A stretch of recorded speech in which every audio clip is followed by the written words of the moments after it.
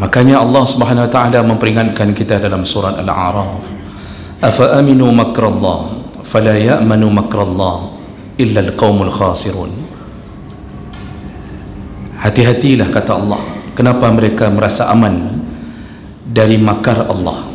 Artinya, kenapa mereka merasa aman dari azab Allah. Dan kalau seseorang sudah merasa aman dari azab Allah, maka mereka pasti jatuh dalam kerugian. Ya'nihi, mereka disibukkan dengan pekerjaan-pekerjaan, urusan-urusan yang tidak lagi bermanfaat untuk agama, untuk dirinya dan untuk akhiratnya. Dan inilah yang berlaku. Jadi kalau Allah sudah memberi kesempatan untuk bersenang-senang di atas dunia dengan berbagai kemudahan, maka berhati-hatilah, karena tanda kita sudah tak lagi disayang Allah. Assalamualaikum warahmatullahi wabarakatuh. Banyak sekali pertanyaan jamaah, Ustadz kasih kami channel untuk kajian anak-anak muda. Di antara anak muda berasal dari Aceh, luar biasa, channelnya Maulizul Akbar Nak. Tonton, subscribe, like, share, komen. Assalamualaikum warahmatullahi wabarakatuh.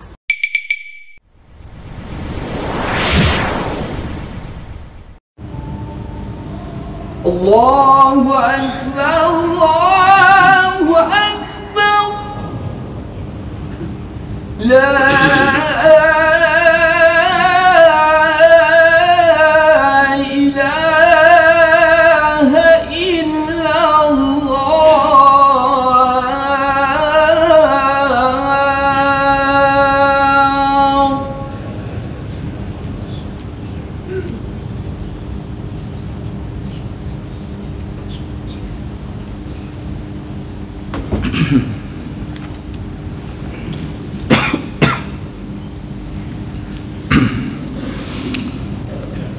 الحمد لله نستعينه ونستغفره ونعوذ به من شرور أنفسنا ومن سيئات أعمالنا. من يهده الله فلا مضل له ومن يضلل فلا هادي له. أشهد أن لا إله إلا الله وحده لا شريك له وأشهد أن محمدا عبده ورسوله الكريم. اللهم صل وسلم على نبينا المصطفى محمد وعلى آله وأصحابه أجمعين. أما بعد، فيا عباد الله، اتقوا الله وقولوا قولا سديدا يصلح لكم أعمالكم ويغفر لكم ذنوبكم، ومن يطع الله ورسوله فقد فاز فوزا عظيما. أعوذ بالله من الشيطان الرجيم. بسم الله الرحمن الرحيم. أفأمنوا مكر الله فلا يأمنوا مكر الله إلا القوم الخاسرون. Segala puji bagi Allah, kemudian salawat dan salam kepada Rasulullah, pada keluarga dan seluruh sahabat-sahabatnya. Jemaah Jumat yang Allah muliakan, insyaAllah mulia dunia dan mudah-mudahan bersambung dengan kemuliaan di akhirat nantinya, insyaAllah. Jemaah melakukan Allah, dalam sepanjang sejarah yang kita ketahui bahwa hamba Allah ini sering sekali terjebak di dalam kemaksiatan berulang-ulang ketika dia berada di dalam kondisi aman, dimudahkan segala urusan, ekonomi membaik.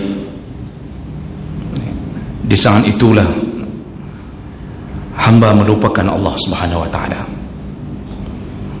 Bani Israel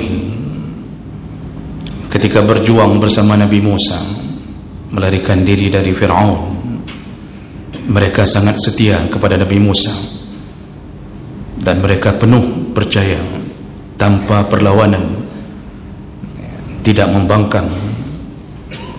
Kapan Bani Israel mulai melawan Nabi Musa? Ketika melewati lautan.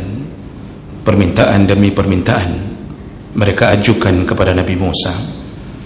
Mereka minta agar Allah memberikan mereka minuman, lalu mereka minta agar Allah menurunkan mereka makanan dari langit, dan seterusnya. Sampai-sampai ketika posisi sudah merasa aman, bahkan mereka menolak ketika Nabi Musa meminta kepada mereka untuk memasuki suatu kota yang di dalamnya kaum Jabbarin, dan kota itu hari ini adalah kota Palestin yang dulu belum diduduki oleh bangsa Palestin.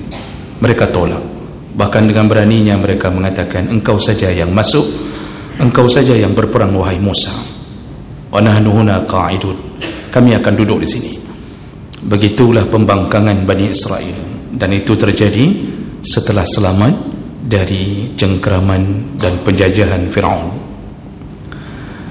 Kaum Sabak yang beriman ketika Ratu Balqis memimpin mereka setelah beriman kepada Allah melalui Nabi Sulaiman alaihi salam, lalu Allah berikan keamanan bagi mereka, Allah berikan kesejahteraan, ditumbuhkan pepohonan dengan buah yang sangat lebat, ranum, bahkan panen pun tak perlu memanjat pohonnya, cukup hanya membawa keranjang, kata Allah, maka berguguranlah buah-buah saking suburnya. Dan semenjak saat itulah mereka kembali membangkang kepada Allah, sampai akhirnya Allah hancurkan kebun-kebun itu dengan pecahnya bendungan Al-Iram. Dan semua sejarah mengatakan begitu. Jadi keadaan aman itu malah memunculkan kesempatan untuk bermaksiat.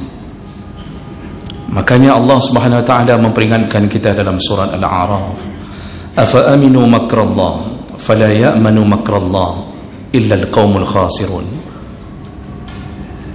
Hati-hatilah, kata Allah, kenapa mereka merasa aman dari makar Allah. Artinya, kenapa mereka merasa aman dari azab Allah.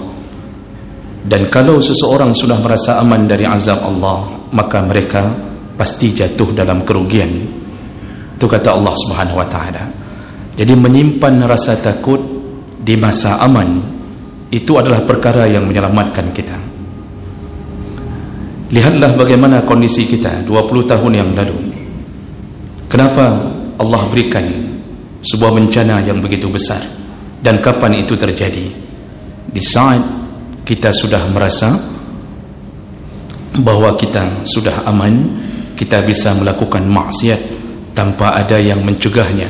Bahkan di tepi-tepi pantai, di detik-detik sebelum tsunami, sebuah kemungkaran terbesar terjadi. Dibuatkan kemah-kemah dengan pelacur-pelacur yang didatangkan dari luar. Allah hantam di saat tak ada lagi yang mencegahnya. Begitulah keadaan yang Allah ingin ingatkan. Maka jemaah mulakan Allah Subhanahu wa taala, kondisi aman itu membuat kita harus berhati-hati. Karena Allah Subhanahu wa taala telah menjanjikan, falamma nasu ma zukkiru bihi fatahna alaihim abwaba kulli syai' hatta iza farihu bima utu akhaznahum baghtatan fa iza hum mublisun. Ketika mereka kembali melupakan Allah, maka kami buka semua pintu dunia untuk mereka. Kemudian Allah berikan musibah, Allah berikan bala baghtah, dalam keadaan tiba-tiba, faizahum mublisun, dan mereka tidak menduga datangnya bala tersebut. Ini ayat ini Allah beritahu kepada yang sudah pernah ditimpa musibah, lalu mereka nasu, mereka lupa, mereka melupakan semua musibah itu. Mereka jalani hari-hari mereka tanpa mengetahui bahawa kehendak Allah bisa berulang, memberikan musibah bisa yang sama atau musibah yang berbeda. Jadi mereka tenggelam dalam kenikmatan dunia, dalam kemewahan dunia. Makanya Allah Subhanahu wa taala juga mengatakan bahawa wala takunu kalladzina nasullah fa ansahum anfusahum ulaika humul fasiqun. Janganlah engkau menjadi orang-orang yang melupakan Allah sehingga Allah pun membuat mereka lupa terhadap nasib mereka sendiri. Dan mereka lah orang-orang yang fasik. Nah, jemaah berkan Allah, ada satu perkara yang kita harus waspadai ketika kita sudah diberi kemudahan oleh Allah, sebenarnya itu bukan lagi sebuah perkara yang perlu kita hadapi dengan berbagai kesenangan. Seharusnya ketika kesenangan diberi oleh Allah, kita perlu tahu Allah sedang memantau kita, sedang mengawasi kita. Apa yang kita isi di masa-masa Allah memberikan kesenangan. Dan ada satu perkara yang kita mungkin telah lupa, bahawa di antara tanda yang paling besar bahawa Allah telah melupakan hamba, arti melupakan hamba, Allah berpaling, Allah tak mau lagi mengingatkannya. Apa dia? Yaitu ketika seorang hamba disibukkan dengan pekerjaan-pekerjaan yang tidak lagi bermanfaat untuk dirinya dan akhiratnya. Dan ini disebutkan dalam beberapa riwayat dari para ulama, di antaranya salah seorang tabi'in yang diambil, dikutip perkataan beliau dalam banyak riwayat, yaitu Imam Hasan Al-Basri. Beliau mengatakan, alamatu i'radillahi ta'ala 'ala al-'abdi, tanda-tanda yang terbesar, di antara tanda yang paling kuat bahawa Allah i'rad, Allah telah berpaling dari seorang hamba. Allah tak mau lagi mengindahkannya, Allah tak lagi memperingatkannya. Jadi kalau kita sesama manusia, mungkin bahasa kita sudah bosan, sudah muak, maka apa tandanya? Ja'alahum syughlan fima la ya'nihi, mereka disibukkan dengan pekerjaan-pekerjaan, urusan-urusan yang tidak lagi bermanfaat untuk agama, untuk dirinya dan untuk akhiratnya. Dan inilah yang berlaku. Jadi kalau Allah sudah memberi kesempatan untuk bersenang-senang di atas dunia dengan berbagai kemudahan, maka berhati-hatilah, karena tanda kita sudah tak lagi disayang Allah, kita lupa sehingga kita sibuk dengan urusan-urusan yang tak lagi bermanfaat. Lihatlah jemaah mulakan Allah, semenjak terakhir sekali setelah kita mengalami perubahan dari musibah terbesar yang pernah kita alami, orang-orang kembali mendapatkan rumah-rumah bantuan, lalu kemudian berbagai macam kemudahan diberikan oleh Allah melalui pemerintah, diberikan bantuan ini, bantuan itu, lalu orang mulai berdiri tegak kembali di atas kakinya, dan lambat laun mereka melupakan musibah itu. Ekonomi dibuka oleh Allah Subhanahu Wa Taala, begitu mudahnya rezeki kita dapatkan. Lalu apa yang terjadi? Kita lupa, kita mulai bekerja memikirkan dunia dan kita larut di dalamnya. Kita tak lagi mengingat Allah Subhanahu Wa Taala kecuali sedikit, dan ini adalah sifat-sifat munafik. Lihatlah kejadian orang-orang hari ini, mereka melupakan Allah dan mereka betul-betul bekerja tanpa henti dalam pikiran. Mereka menjalani satu bisnis dengan bisnis yang lain, dan mereka tak mempedulikan suara azan yang memanggil mereka. Mereka tak peduli lagi halal dan haram, diterjang.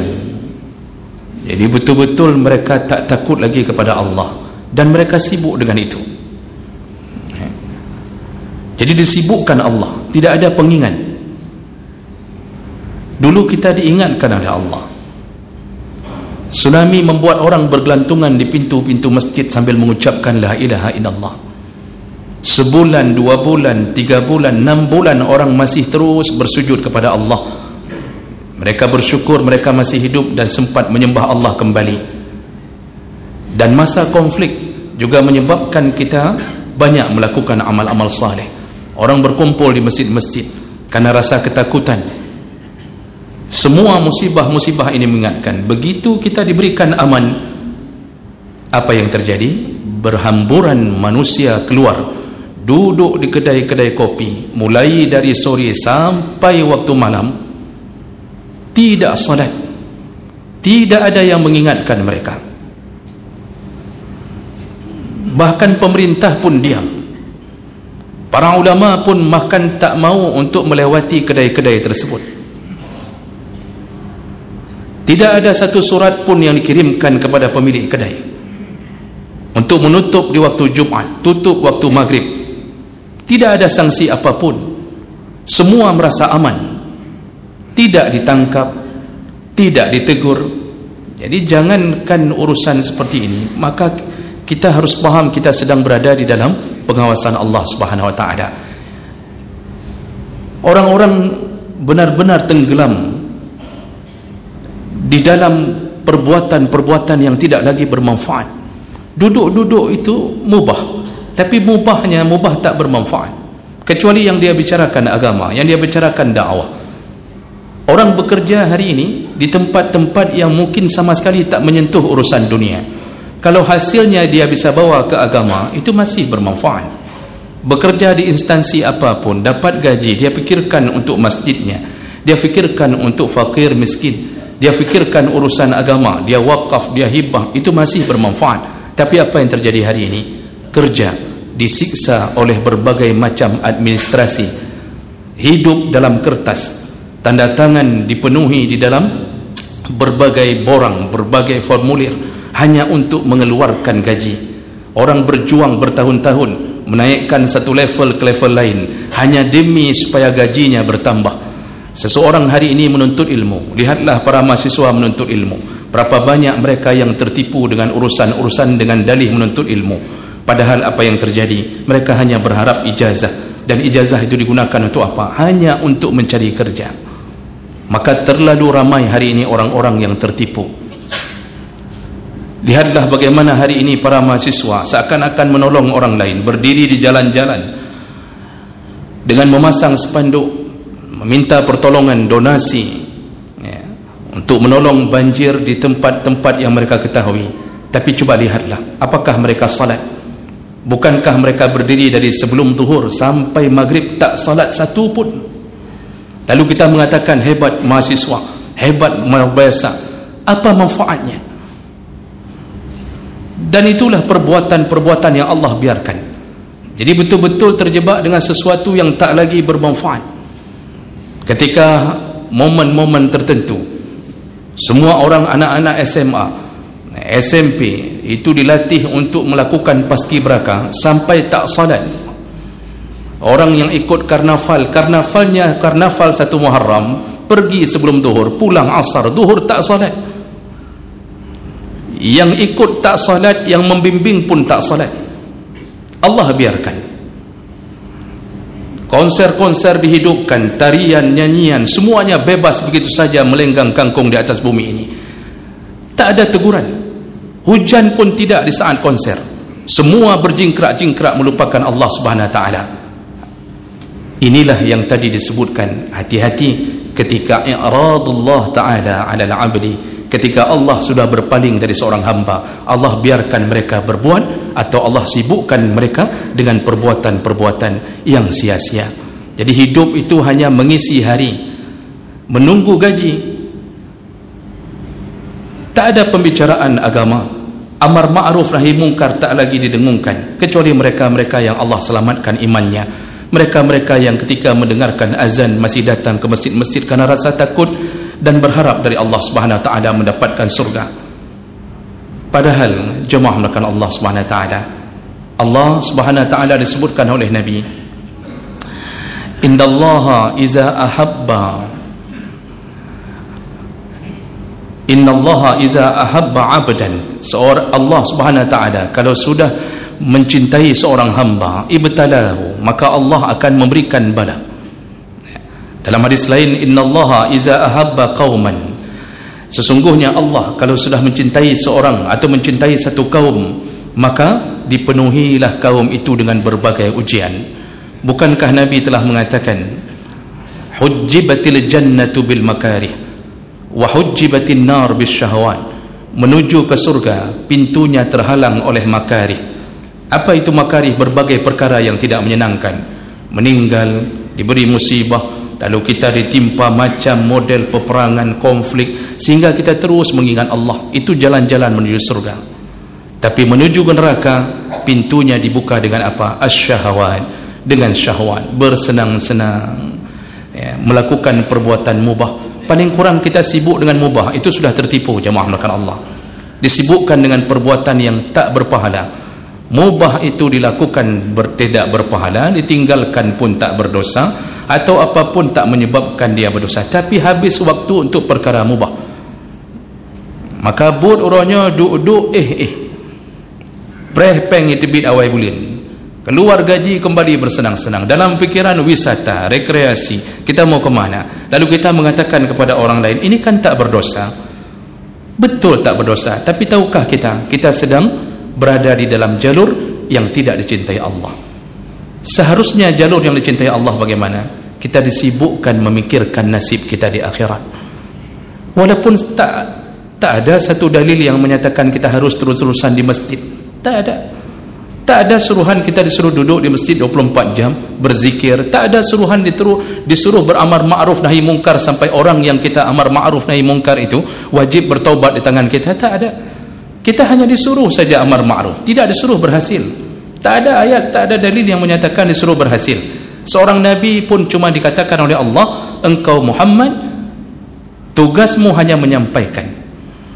Berhasil tak berhasil urusan Allah Subhanahu Wa Taala. Tapi hari ini sayangnya semua sibuk dengan dunianya. Apa yang harus kita waspadai? Hati-hatilah, musibah kedua sedang dirancang Allah di saat kita terus-terusan dalam keadaan begini.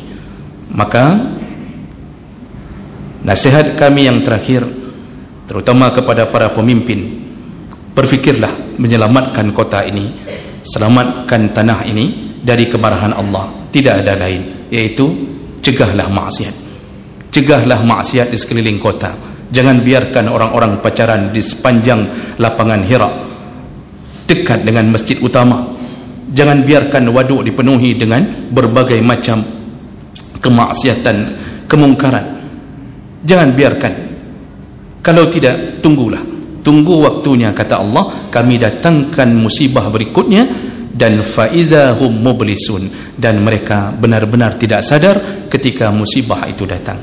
Mudah-mudahan tausiah singkat ini bisa mengingatkan kita kembali agar tidak terlalu menghabiskan waktu di dalam perkara-perkara yang sia-sia, yang tidak bermanfaat di dalam kehidupan, dan pikirkanlah nasib kita di akhirat nanti.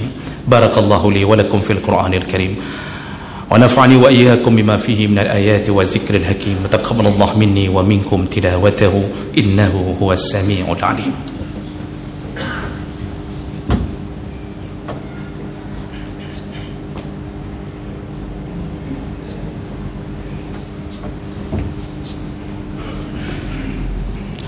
Alhamdulillahi rabbil alamin wa bihi nasta'in ala umuri dunya waddin. Asyhadu an la ilaha illallah wahdahu la syarika lah wa asyhadu anna Muhammadan 'abduhu wa rasuluhul karim. Allahumma salli wa sallim ala nabiyyina al-mustafa Muhammadin wa ala alihi wa ashabihi ajma'in. Amma ba'd, fa ya ibadallah ittaqullaha haqqa tuqatih wa la tamutunna illa wa antum muslimun. A'udzu billahi minasy syaithanir rajim. Bismillahir rahmanir rahim. Wal 'asri innal insana lafi khusr illa alladhina amanu wa 'amilus salihat wa tawassaw bil haqq wa tawassaw bis sabr. Allahumma ighfir lil muslimina wal muslimat wal mu'minina wal mu'minat al ahya'i minhum wal amwat wa tabi' bainana wa bainahum bil khairat wa taqabbal ya sami'un qaribun mujibud da'wat. Allahumma a'inna ala zikrika wa syukrika wa husni ibadatik. Allahumma ansur ikhwanana al muslimina fi Palestin. Allahumma ansur ikhwanana al muslimina fi Palestin. Allahumma ansur ikhwanana al muslimina fi Palestin.